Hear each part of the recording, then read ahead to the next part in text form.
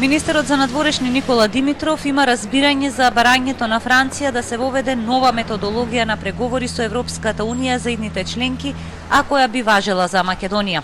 Тој зборуваше пред Комитетот за надворешни работи на Европскиот парламент во клучната недела кога европските земји одлучуваат дали Македонија ќе добие датум за почеток на преговори.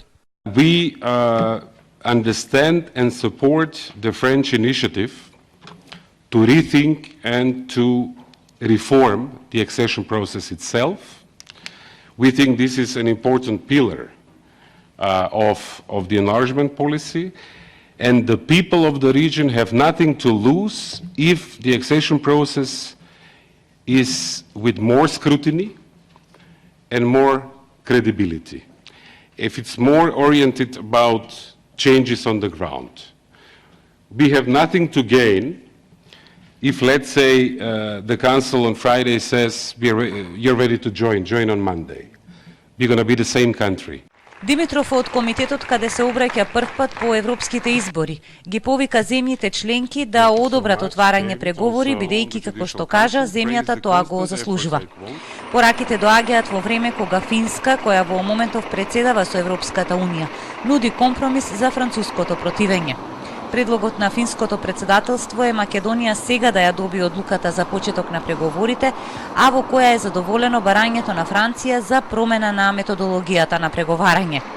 Првата меѓувладина конференција би се одржала најдоцна во првата половина на 2020-та, а со новата методологија на која инсистира Франција се предвидува реверзибилен процес, односно доколку земјата назадува во преговорите, повторно да се врати на поглавието во кое не е остварен очекуваниот напредок. За овој предлог на финското председателство вечерва во Луксембург ќе расправаат амбасадорите на земјите членки на Унијата во обид да се усогласат околу датумот за преговори за Македонија. Ситуацијата со Албанија е посложена, а ставот на Франција околу предлогот на финското председателство е неизвесен.